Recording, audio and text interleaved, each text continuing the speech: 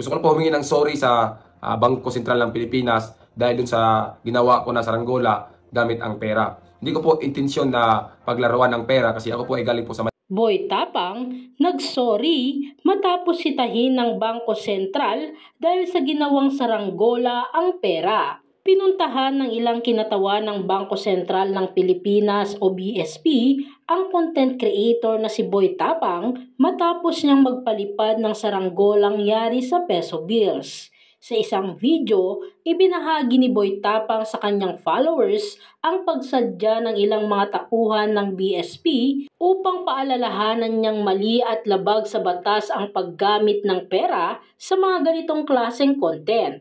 Inilabas ni Boy Tapang sa Facebook ang video ng kanyang public apology at ang pag-uusap nila ng mga opisyal ng BSP. Napag-alaman mula sa social media personality na ginastigo siya ng mga taga-BSP dahil sa pambabastos sa pera ang kanyang ginawa.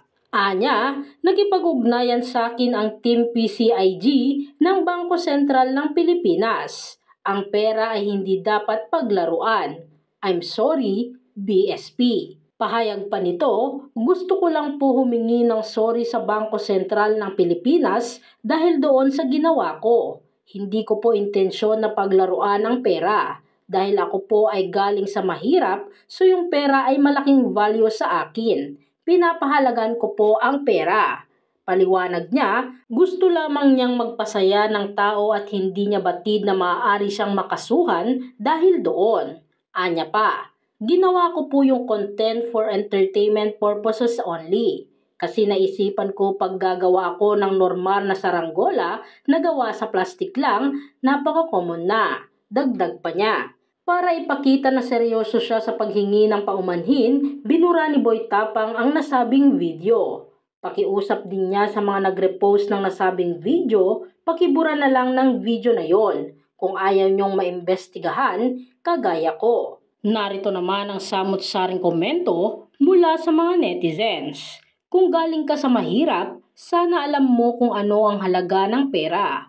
Hindi yung ginawa mo pang saranggola para lang may mai-content ka. Bopols ka din eh. Pinapahalagahan pero ginawa mong saranggola.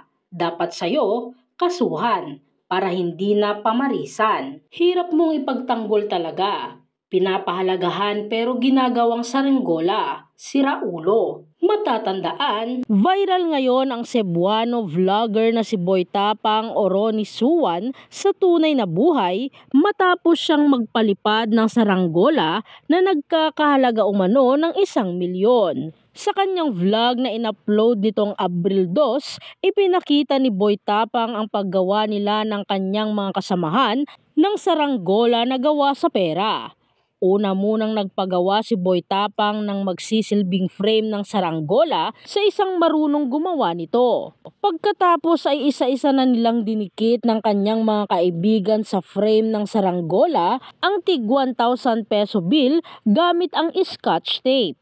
Ayon kay Boy Tapang, umabot ng 15 meters ang saranggola habang inabot sila ng 5 oras para madikit ang lahat ng 1,000 peso bills.